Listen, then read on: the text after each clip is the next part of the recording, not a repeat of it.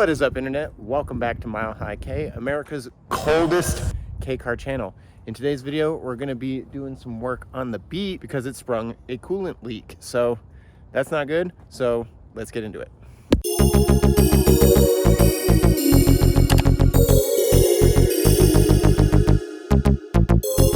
So I noticed yesterday when I got home that there was a little bit of a coolant leak.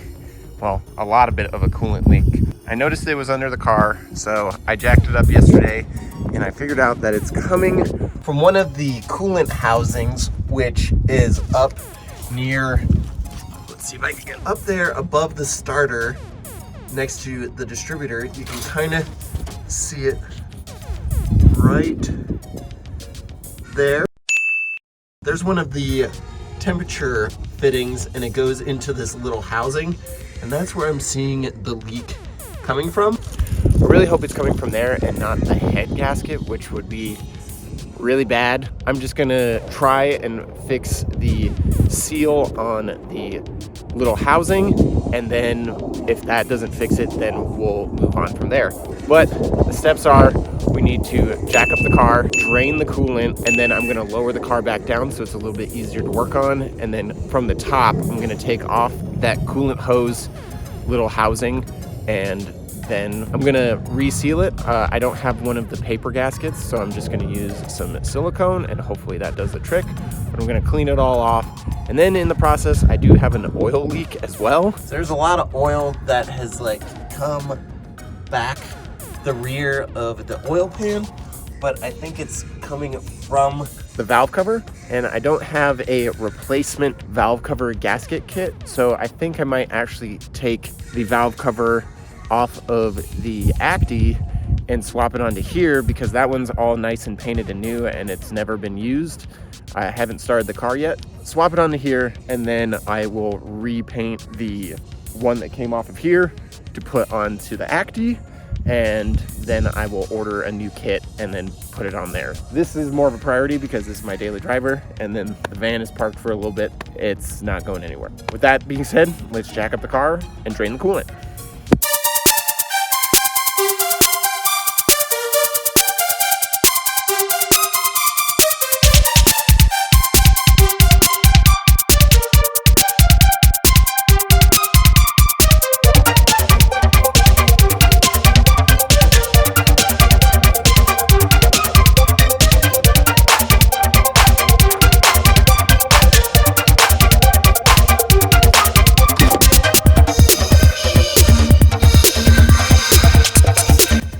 Knowing Honda, this bolt is either a 15 or a 17. So I have a 15 on my electric ratchet right now. We'll see if it fits. It does not. So it's a 17. Removing the oil filter really gives you a lot more room, and you just kind of have to push the little wire out of the way. So let's see if we can get some good leverage on this. Okay. This might go everywhere, so be prepared for a mess. Yep. Oh, no, not on my electric ratchet. Okay. Now that it is drained, I'm going to do a little bit of cleanup around here. Just spray some brake clean, and then I'm actually going to take the coolant line that is going up to that connector, to that coolant housing with the temperature sensor. I'm going to try and take that off. It might be easier from underneath, and there still might be some coolant in here, or I'll take it off the bottom end that goes into the hard line. But yeah, just gonna clean it up a little bit and go from there.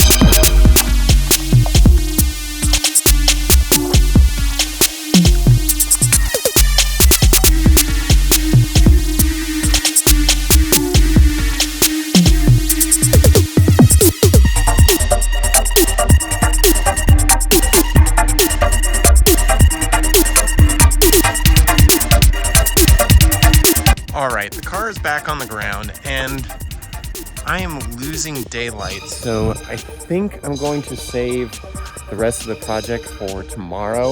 I just don't want to take off the soft top and get it all taken apart and have to like put it all back together and lock it overnight. So I'm just going to leave it as it is and we will start again in the morning. So we'll see you in a few hours.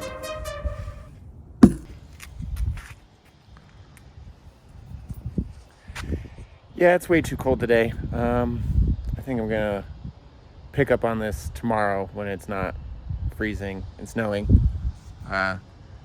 In order to access the engine access panel, you have to pretty much fold over the rear window, and since it's plastic and it's cold, I really don't want to break it.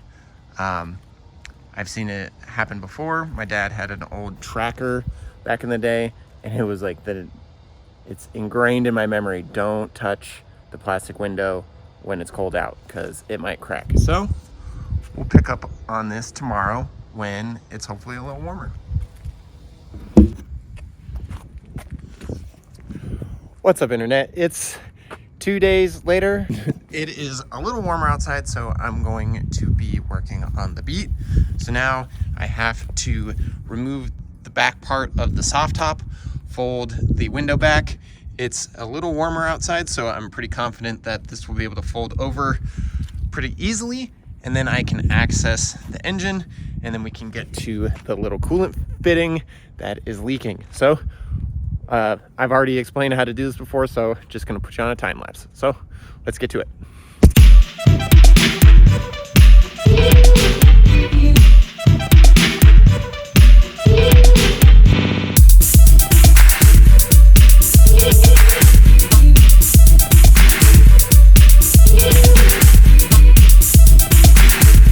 All right, I got the soft top all peeled back. The access cover has been removed, and now we can kind of see where we're trying to get to. It's a little tight to get in there from underneath the car, but basically right down there behind the distributor is the little coolant housing, and it also has a temperature sensor in there. So I'm gonna try and get that off, hopefully without having to get under the car, but we'll see how that goes, and I'll let you know the process.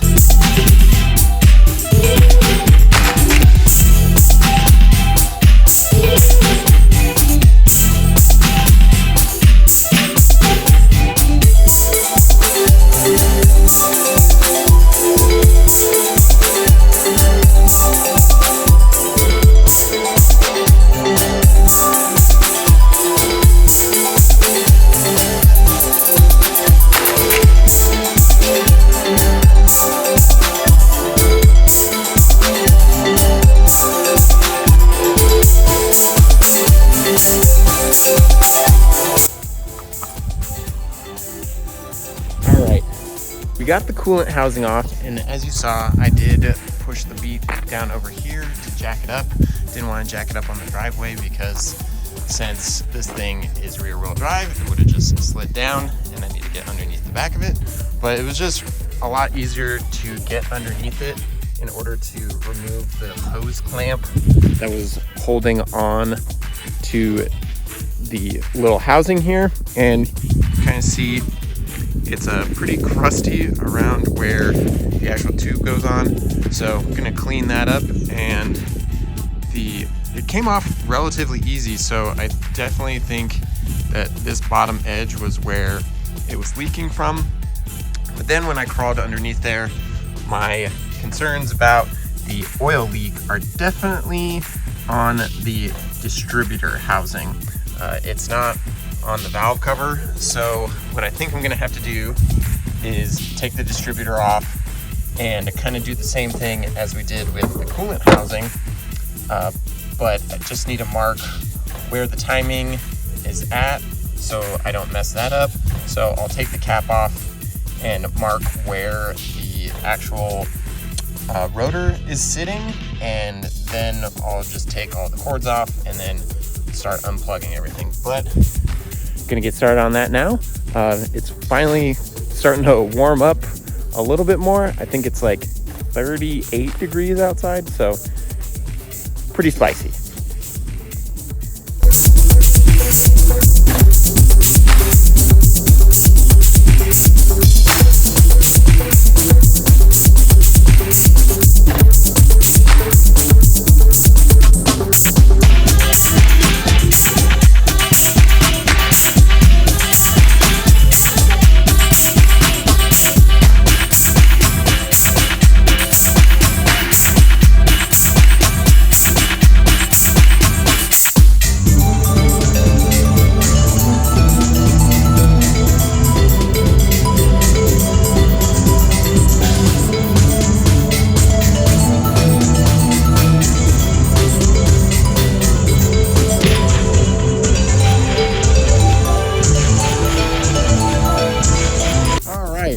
We're back. It's day 3 on working on the beat. So the reason why it's taken me a couple days is just I have some other things that I need to get done, and it's been so cold that I'm really concerned about cracking the soft rear window.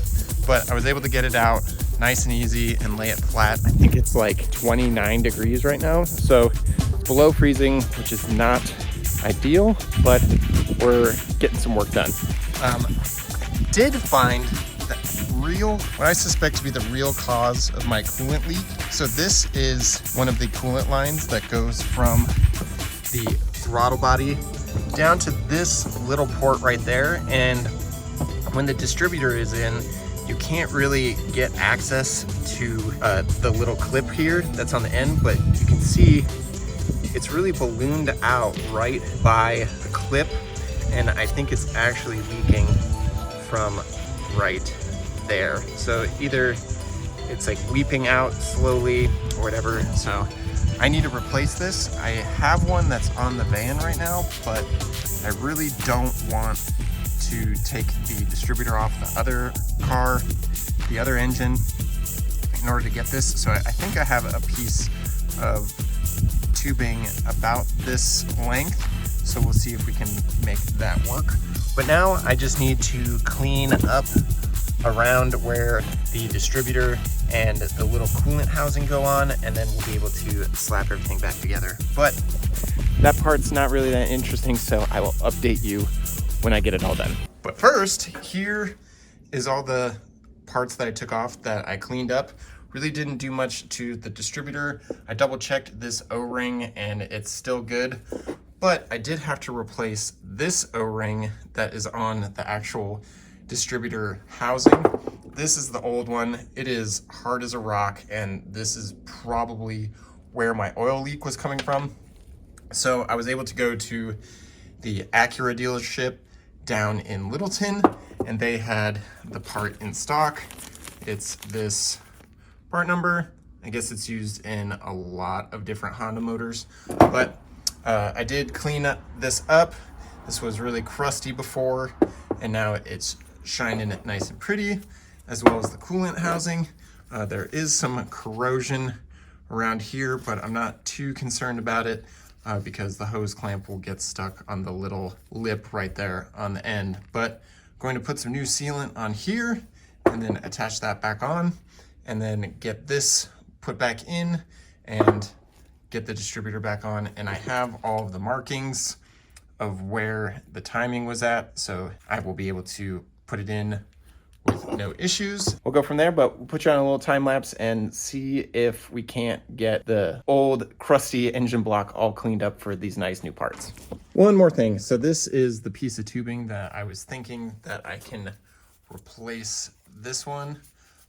It does look to be a similar diameter. I'm pretty sure that the length is comparable, and this stuff is pretty flexible, so it'll be able to make that sharp angle no problem. I'm going to slap this one in there after I clean everything up, and we should be all good to go.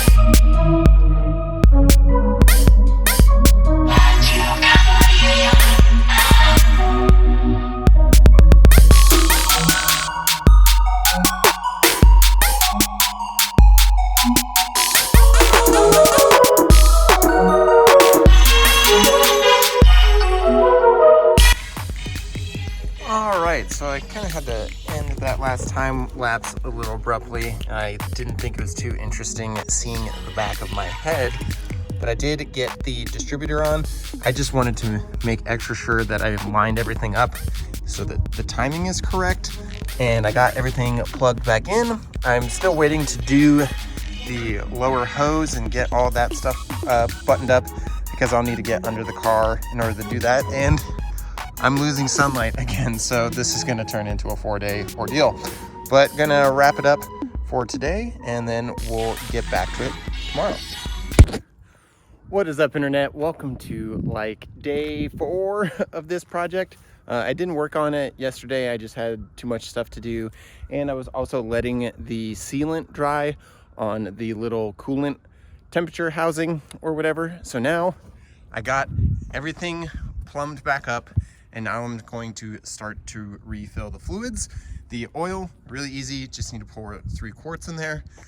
For the coolant, it's a little bit more involved of a process to bleed the coolant system. So there is the overflow tank in the back here, as well as the radiator fill in the front. So what I'm gonna do is I'm going to fill this up, kind of get it to where it is almost about to overflow, and then start the car and let it bubble through. It needs the heat cycle, and then I will add some coolant into here, and then as it purges all of the air out of the system, I'll just need to refill this up to the line on the side there. So gonna do that, and hopefully we can take it for a spin and actually have a car again. So let's get to it.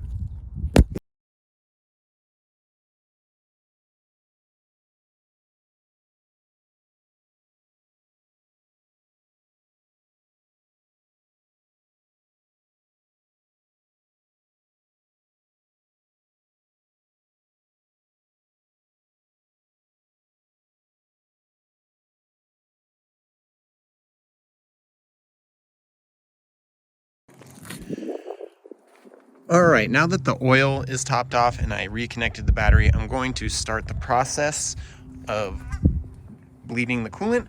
So it's just gonna be a bunch of back and forth, starting the car, letting it bubble, heat cycle, and just be patient with it, and it should be all good to go. So gonna get to that, and I'll keep you posted.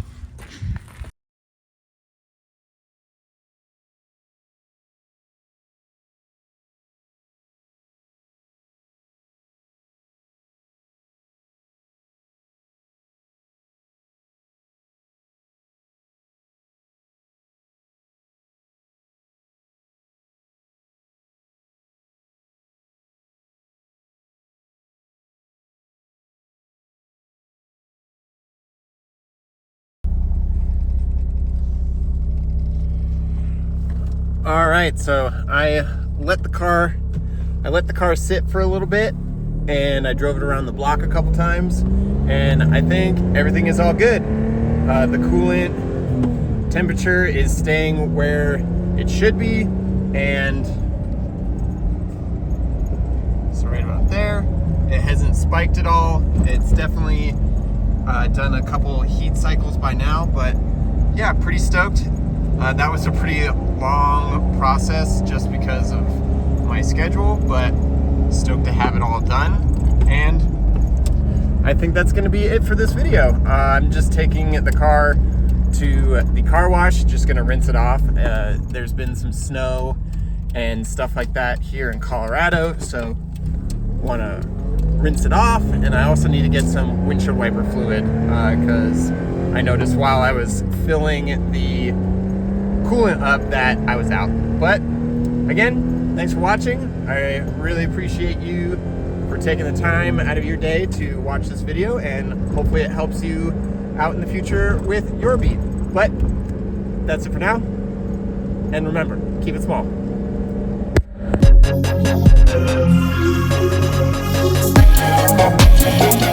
Yeah.